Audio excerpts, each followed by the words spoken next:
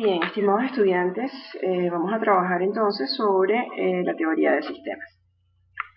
Básicamente lo que se pretende con esta clase es dar una panorámica desde el punto de vista teórico y cuál es la relación que existe en esta teoría de sistemas justamente con la biología, con los fundamentos de biología.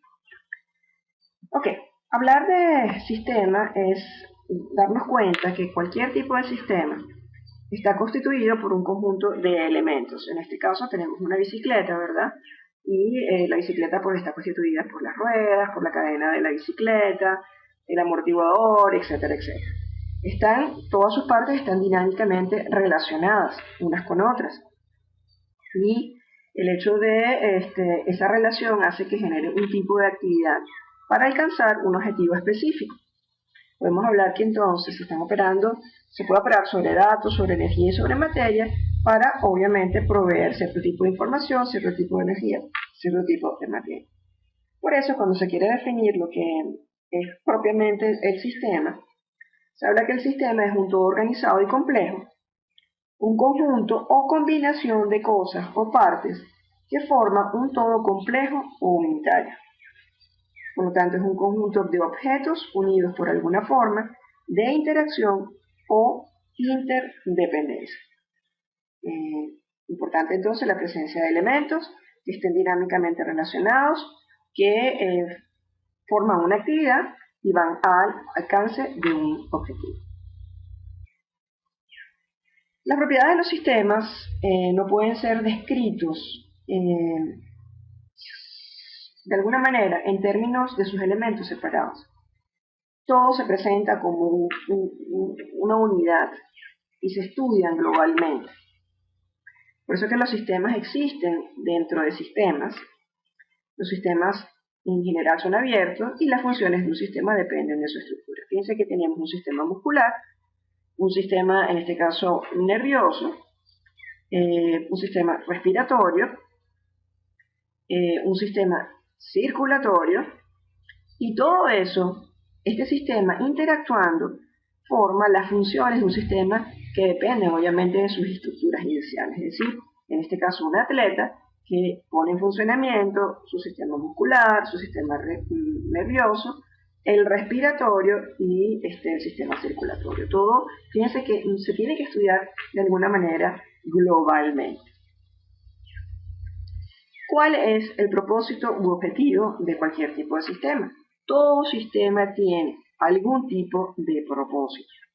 Los elementos interactuando entre ellos están unidos, son interdependientes, necesitan de sus relaciones justamente para alcanzar un tipo de objetivo. Y como dice aquí, definen una distribución que trata siempre de alcanzar un objetivo. Por lo tanto, podemos hablar de globalismo o totalidad. Esa interrelación, esas relaciones como se denominan, y aquí aparece perfectamente, relaciones de causa y efecto. Obviamente, la totalidad, el hecho que una de las piezas cambie, es posible que dañe todo un sistema, o que no solamente sea dañar, vamos a ir por la parte más sencilla, la probabilidad de que se produzcan cambios en las otras partes, ¿no? Es lo que se denomina la relación de causa y efecto, y de estos cambios y ajustes se derivan dos fenómenos específicamente, que es la llamada entropía y la homeostasis. Antes de hablar de cada una de ellas, vamos a ver un poquito gráficamente. Fíjense, si nosotros tenemos aquí unos cauchos, ¿verdad? Y un engranaje que está bastante oxidado, y hay que sustituir esas partes. Si no se sustituyen, es posible que ocurra todo un accidente, ¿no? Pero si se cambian en el momento adecuado, con las piezas adecuadas y las partes funcionan correctamente, obviamente vamos a tener un globalismo, una totalidad, que es el todo funcionando correctamente. Bien, en cuanto a, decíamos, ¿no? De las características importantes de los sistemas, que eran los sistemas entrópicos y los sistemas, o sea, la entropía y básicamente la homeostasis. Estas dos características anteriormente mencionadas no se llevan a cabo sin la presencia de una primera característica que recibe el nombre de sinergia. La sinergia se basa bajo una máxima filosófica que el todo es mayor que la suma de las partes, ¿no? O sea, no cabe en nuestra mente, ¿verdad?, que si yo sumo, el sumar partes va a ser muchísimo mayor. No, es que el todo, absolutamente el todo, siempre va a ser mayor a la suma de las partes. Eso lo vamos a ver también más adelante. Es decir, que los componentes del sistema valen más justamente como una unidad. Muchas personas le llaman a esta unidad empresa, que como una unidad independiente. Es a partir de esto justamente desde donde surge el valor de las interrelaciones que existen entre las partes que conforman el sistema. El típico ejemplo, tenemos a Kaká, jugador de la selección brasilera. Él solo nunca va a ser la suma de las partes. O sea que el éxito de la selección brasilera de fútbol no solamente es por Kaká, sino por las interrelaciones que existen entre cada una de las partes. Se dice que un objeto posee sinergia cuando el examen de una o de alguna de sus partes, incluso a cada una de sus partes, de forma aislada, no puede explicar o predecir la conducta del otro. No sabemos por qué Kaká juega tan bien, pero cuando juega con su equipo, juega como una estrella. Ahí también está Ronaldinho, etcétera, etcétera. En general, pues las estrellas del fútbol. Bien, hablamos de la entropía. Entonces, no podemos hablar de entropía si no existe sinergia. La entropía, definida desde el punto de vista biológico, es la tendencia de los sistemas a desgastarse, a desintegrarse. Básicamente, se dice que la entropía es el valor del desorden. La entropía aumenta con el correr del tiempo. Si aumenta la información, muchas veces puede ser que disminuya la entropía, pues la información es la base de la configuración y del orden. Es decir, nosotros de alguna forma los niveles de entropía se equilibran o los niveles de entropía disminuyen en la medida que en cualquier sistema se esté inyectando información nueva, porque eso ayuda a configurar otra vez al sistema y, como dice aquí, ayuda al orden. El llegar a la vejez, obviamente, es un típico ejemplo de entropía. Llega un momento ya que nuestro cuerpo no acepta más información, no puede reconfigurarse, obviamente nuestras células se desordenan y es lo que se denomina el estado de vejez. ¿Y qué es la homeostasis? Y vuelvo otra vez a decir el tema de la importantísimo que debe existir también sinergia para que haya homeostasis. Homeostasis es equilibrio, ya lo vimos en las características de los seres vivos. Es el equilibrio dinámico entre las partes del sistema. O sea, que esa sinergia sea dinámica, sea equilibrada. Los sistemas tienen una tendencia básicamente a adaptarse, también es característica típica de los seres vivos, con el fin de alcanzar un equilibrio interno frente a los cambios externos, todo lo que se esté generando en el exterior de ese ser vivo, en el exterior, en su entorno, etcétera, etcétera. Entonces, anteriormente pues veíamos el ejemplo del equilibrio estático. Teníamos un bol con vamos a decir, con una esfera dentro de ese bol. Voy a echar otra vez para atrás la diapositiva y fíjense que cuál es la característica de la homeostasis, justamente lograr ese equilibrio. Es posible que ese bol esté estático, ¿ok? Es decir, llegó al centro, pero también puede haber un equilibrio dinámico. Esa pelotica puede estar de alguna forma yendo y viniendo, ¿no? Y eso es importantísimo porque en cualquier tipo de sistema, hablar de un equilibrio estático, podríamos estar diciendo que incluso hasta las características de los seres vivos no pueden ser estáticas, sino son equilibrios eminentemente dinámicos. Es decir, el ser vivo logra la adaptación producto de un dinamismo en su metabolismo y obviamente alcanza la homeostasis. Ok, vista la definición, las características, la importancia de los sistemas, vamos a ver qué tipo de sistemas en general o cómo se clasifican los sistemas. Según su constitución y según su naturaleza, podemos hacer como dos apartes, ¿no? Según su constitución, podemos hablar de sistemas tipo físicos o concretos, ¿verdad? O pueden ser incluso sistemas abstractos. Es decir, solamente los fabrico, yo puedo fabricar un sistema desde el punto de vista intelectual. Y según su naturaleza, básicamente pueden ser sistemas cerrados y sistemas abiertos. Dentro de la biología también existen los llamados sistemas aislados. Es un tipo de sistema cerrado que ya también veremos más adelante. En cuanto a su constitución, pueden ser, como habíamos dicho anteriormente, físicos o abstractos. La definición de un sistema físico o concreto está esencialmente compuesto por equipos, por maquinaria, por objetos, por cosas que son absolutamente reales y palpables. El hardware de una máquina, aquí tenemos el ejemplo típico de un perfecto reloj. ¿Okay?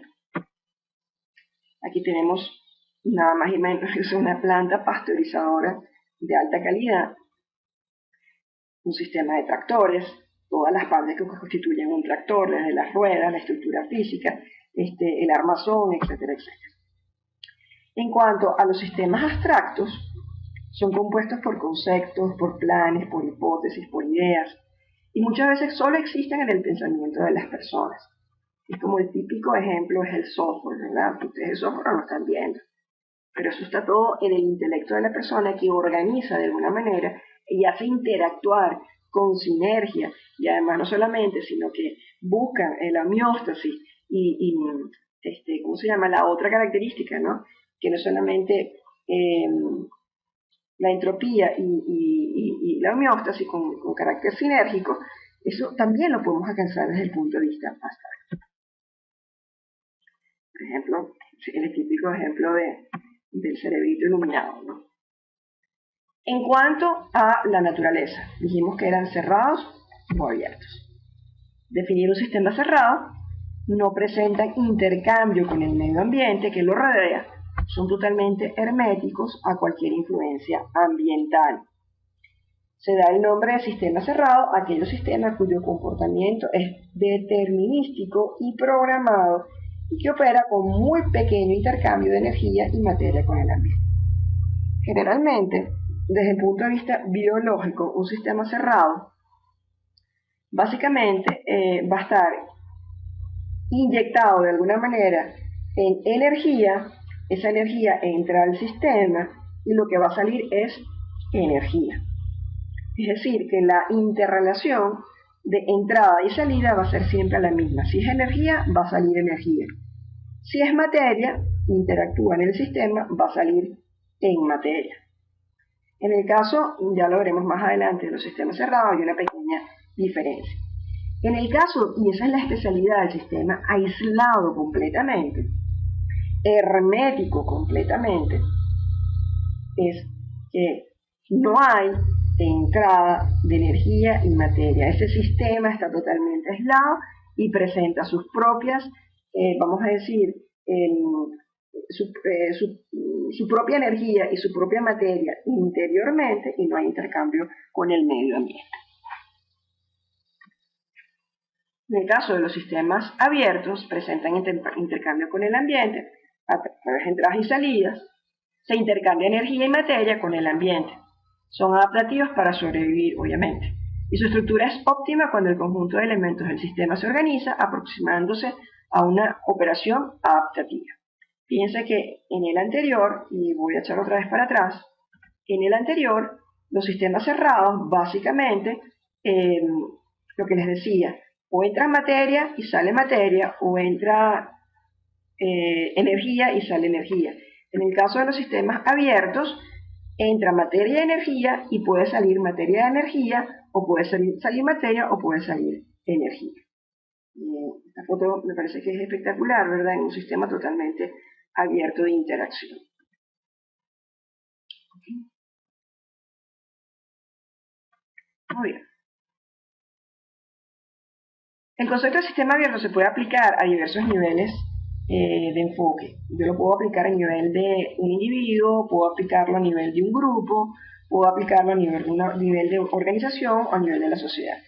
Si bien es cierto, nosotros trabajamos en los sistemas, en los niveles de organización de la materia, incluso empezamos a trabajar en individuos, nos dimos cuenta que esa población individual va a formar una población o un grupo, y que ese grupo a su vez, su interacción va de alguna forma a organizar un ecosistema, y esa organización va a generar una sociedad, un poco para hacer también relación a la clase anterior.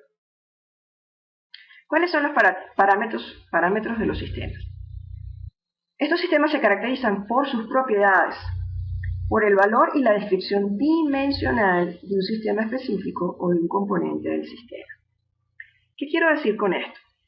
En primer lugar, todo sistema va a tener lo que se denomina un input, una entrada, un insumo, un impulso, algo que está por afuera y que va a entrar a ese sistema. Es lo que se denomina la fuerza de arranque del sistema, que provee el material, materia o energía para la operación de ese sistema. Entonces, aquí tenemos un gran bosque, ¿verdad? Un bosque que está a su vez constituido por grandes plantas, las plantas a su vez tienen grandes enjambres, esas plantas a su vez tienen grandes maderas, dan un fruto, o sea, hay un input, hay un impulso, hay una entrada en ese sistema abierto. Otra característica incluso de ese sistema abierto son sus procesos, o sea, lo que ocurre interiormente, localmente en el sistema. Y esos procesos son esencialmente procesos de transformación que ocurren en el interior de ese individuo, de esa empresa. Claro, los procesos son de naturaleza muy variada y pueden ser explicados justamente a través de los tipos de actividades que se realizan en el interior de estos sistemas. Desde el punto de vista empresarial y tal, podemos hablar de marketing, de finanzas, de operaciones y adquisiciones, en el caso de los seres vivos, de metabolismo, etcétera, etcétera. Procesos. Muy bien. Pero en un sistema abierto hay una salida, hay un producto, hay un resultado. Es lo que se denomina el llamado output. Esto que está aquí. Es la finalidad por la cual se reunieron los elementos relacionados en el sistema. O sea, hubo un input, hubo un procesamiento y hay una salida, hay un producto de todo esto, ¿no? Los resultados de un proceso son las salidas, los cuales deben ser coherentes con el objetivo del sistema. Los resultados de los sistemas son finales, mientras que los resultados de los subsistemas son obviamente intermedios. Y los resultados de la empresa también son muy variados. Okay, si yo tengo obviamente una empresa, si nada más ver aquí, por ejemplo, estos son unas morcillas, ¿verdad? Pues bueno, esto viene de dónde? Viene de la planta de procesamiento, hay un input, que es propiamente el cerdo, es procesado, y al ser procesado el cerdo, pues este alimento pues que se produce. Hay un output de ese proceso. Bien, hay una cosa que es importantísimo dentro de los sistemas, que es lo que se denomina la llamada retroacción o retroalimentación, y muchos autores hablan de retroinformación, y quizás ustedes han escuchado la palabra feedback. Es lo que se denomina la función de retorno del sistema, que tiende a comparar la salida con un criterio preestablecido, manteniéndolo controlado dentro de aquel estándar o criterio. ¿Okay? Entonces, fíjense, aquí tenemos, obviamente, pues el maestro con sus alumnos, ¿verdad? Con sus estudiantes. Hablar de un feedback, de una retroacción, de una retroalimentación, es de alguna manera que le dicen estos niños, ¿verdad? Que son alumnos, a este maestro en función de sus clases. Hay que pensar que la retroalimentación, es posible que eso que se esté produciendo, esa materia, ese producto, sea incluso lo necesario para hacer otra vez un input y que el proceso o el sistema abierto siga funcionando, ¿no? De esa retroinformación, de ese feedback, es importante para que obviamente el sistema siga funcionando. Entonces, también es importante saber que el ambiente tiene una característica muy importante dentro de los parámetros del sistema, porque todo sistema está interactuando con un ambiente. Es el medio en que se envuelve externamente el sistema, ¿no? Y está en constante interacción con el mismo, ya que recibe entradas, la procesa y efectúa sus salidas. Muchas veces la supervivencia de cualquier tipo de sistema depende quizás como de la capacidad que tiene ese sistema para adaptarse, para cambiar, para responder ante las exigencias y demandas del ambiente externo. También puede ocurrir que ese ambiente se convierta en una verdadera amenaza, ¿no? O sea, muchas veces, bueno, muy bien, perfecto, tenemos una gran ciudad, pero sencillamente altos niveles de CO2 por contaminación, producto de los procesos industriales. Ese CO2 es el liberado al ambiente, es el output de un sistema. Ese ambiente puede llegar un momento a ser ahogante porque no existe el suficiente oxígeno y, como dice aquí, puede convertirse hasta en una amenaza. Ok. Aquí, sencillamente, si yo tengo una empresa, la que yo quiera, ¿verdad? Esa empresa, ambientalmente, ¿cuáles son esos factores ambientales que están haciendo interacción con esa empresa? Bueno, los factores de orden social, factores de orden económico, factores de orden político, factores de orden cultural. Todo eso está haciendo, obviamente, ambiente sobre ese capítulo de empresa. Bien, esto sería como la primera clase de la teoría de sistemas, ya en aula. Ya la semana que viene trabajaríamos las otras interrelaciones que son bien importantes. ¿Qué pasa con la retroalimentación? ¿Qué pasa con ese feedback? Puede ser positivo, puede ser negativo, para obviamente terminar de cubrir con toda la teoría de sistemas.